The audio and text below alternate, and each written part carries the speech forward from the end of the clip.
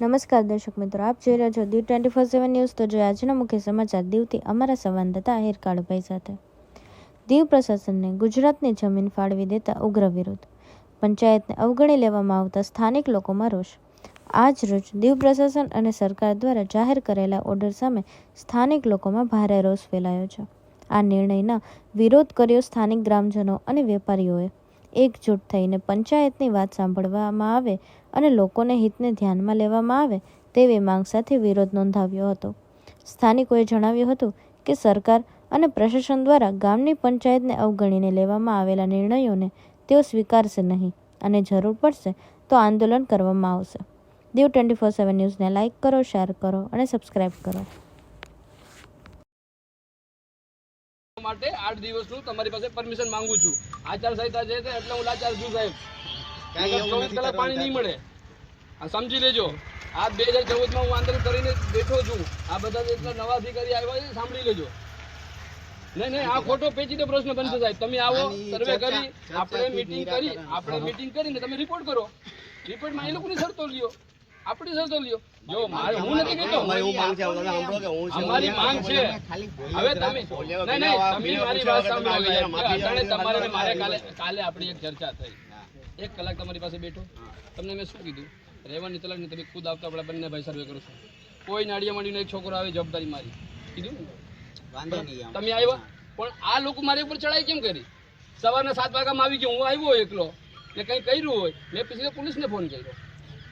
આપણી પોલીસ નવરી છે આચારસંહિતાના હિસાબે। તમે એ સમજો તો સારું કહેવાય। નહીં સમજો તો એ લોકોને આવવામાં સમજાતું નથી કે આચારસંહિતા મંડપ ના નખાય। કોલે ફોટો પાડી આજે તો મોટિયામાં બનાવે, આચારસંહિતાનો ગુનો કોના ઉપર લાગે? મારા ઉપર। એ તમે કહી શકતા નથી ને કે આ ના કરાય। કાલે જંગલ અંદર કરતા હતા, કાલે દિવસ વયા જાય તો મારા છોકરા જેલમાં જાય વન વિભાગમાં। એ લોકોને છાજે છે। આપણા અધિકારી તરીકે સાહેબ કેવું પડે એ ભૂલ છે, એની ભૂલ ના હોય તમારી સાથે નહીં ગરવામાં પેલા એને ધ્યાન રાખવું પડે। ચાલો આપણે જાય એને જંગલમાં ગરવા આવો જ તમે, હાલો અને જંગલની અંદર પ્રવેશ કરવાની પરમિશન કોને આપી? આપી નથી। શું કામ હતું? તમે શું કામ ગુનો દાખલ નથી કરતા? અમે જોયા છે ગામજનો 100 જણા સહી કરીને અમે ગુનો દાખલ કરવા માંગીએ છીએ। નહીં અંદર ગયા હતા, તમને વિડીયો સાથે પ્રૂફ કરાવું સાહેબ। અંદર છે, ઢોરા સુધી આવ્યા, અંદર હશે। કાલે જંગલ સળગી જશે, જવાબદાર કોણ? નહીં તમે ગુનો દાખલ કરો છો કે નથી કરો? મને હા ના માને ના કરો, અંદર હશે તો કરો। નહીં તો હું તમને ફૂટેજ આપું ને, તમે ગુનો દાખલ કરો બરાબર। મારા ગામજનોની 100 જણાની ફરિયાદની સહી છે બરાબર છે।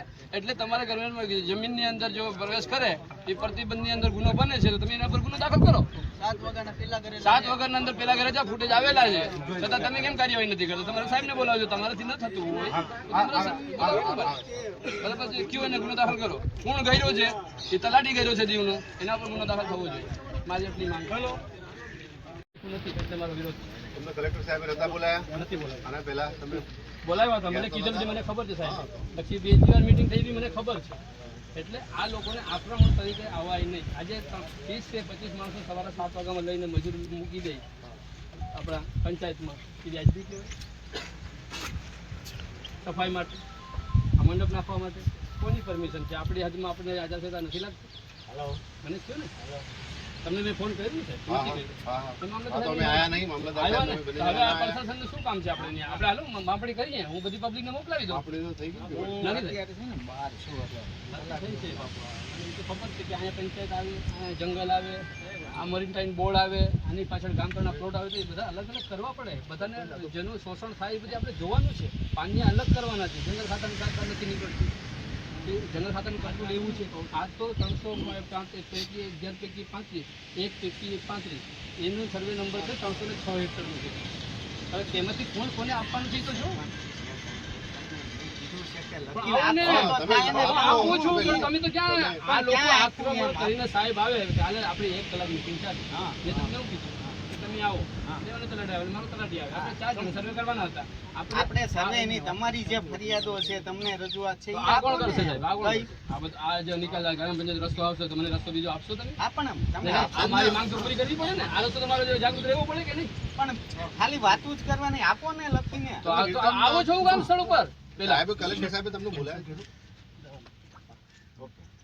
ચાલો આપણે હાલો તમારા હું તો સરપંચ, તમે આવો ગ્રામ પંચાયત, હાલો 5 માણસ ભેગા કરવા બહુ ખરાબ છે. રહેવું હતું જ્યાં પડ્યા ને બરાબર.